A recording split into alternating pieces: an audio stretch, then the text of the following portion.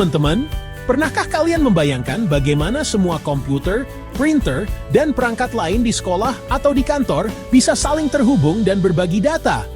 Nah, semua itu diatur oleh yang namanya topologi jaringan. Secara sederhana, topologi jaringan adalah cara atau pola di mana perangkat-perangkat dalam sebuah jaringan saling terhubung satu sama lain. Ibaratnya, ini seperti peta jalan yang menentukan rute komunikasi antara setiap perangkat. Nej, hisuhet dennis at stalogin when umum.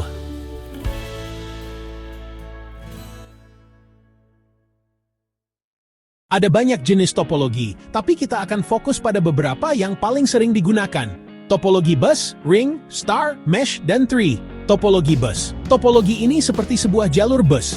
Semua komputer terhubung ke satu kabel utama yang disebut backbone. Analogi. Bayangkan ada satu jalan utama lurus, dan semua rumah berada di pinggir jalan itu.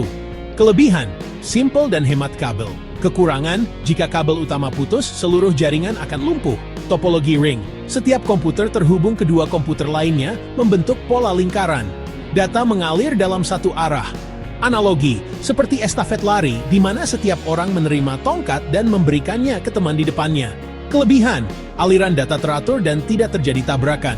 Kekurangan, jika satu komputer atau kabel rusak, seluruh jaringan bisa terputus. Topologi star, semua komputer terhubung ke satu perangkat pusat, seperti hub atau switch. Analogi, bayangkan ada sebuah pusat perbelanjaan besar, dan semua toko memiliki jalan langsung menuju pusat itu.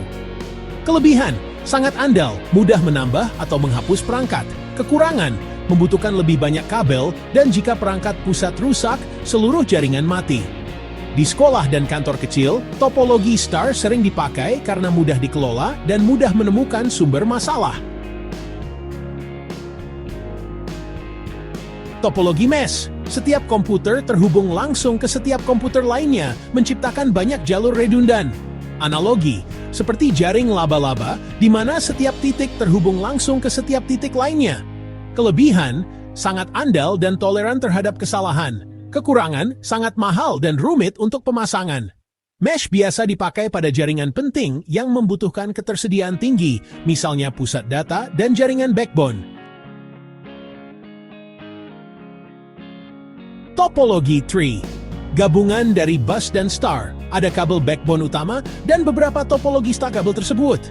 Analogi, mirip pohon, di mana ada batang utama dengan banyak cabang-cabang yang terhubung ke sana. Kelebihan, mudah dikembangkan untuk jaringan yang lebih besar. Kekurangan, jika kabel backbone utama rusak, banyak bagian akan terputus. Topologi tree sering digunakan di kampus atau organisasi besar yang membutuhkan hierarki dan perluasan mudah. Intinya, setiap topologi punya kelebihan dan kekurangan yang berbeda, tergantung kebutuhan, ukuran, dan biaya. Pertimbangkan aspek, kemudahan instalasi, biaya kabel, toleransi kesalahan, dan kemudahan perawatan. Sekarang kalian punya gambaran dasar untuk memilih topologi yang cocok.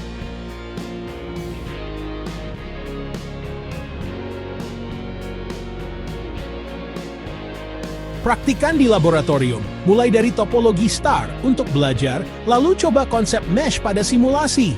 Gunakan alat simulasi untuk melihat bagaimana data mengalir tanpa harus membeli perangkat mahal. Dengan pemahaman ini, kalian bisa mulai merancang jaringan yang efisien sesuai kebutuhan. Setiap topologi memiliki kelebihan dan kekurangannya masing-masing. Tidak ada topologi yang terbaik, semua tergantung pada kebutuhan, ukuran, dan biaya yang tersedia. Dengan memahami topologi ini, kita bisa merancang jaringan yang paling efisien untuk berbagai keperluan. Sampai jumpa dan selamat belajar!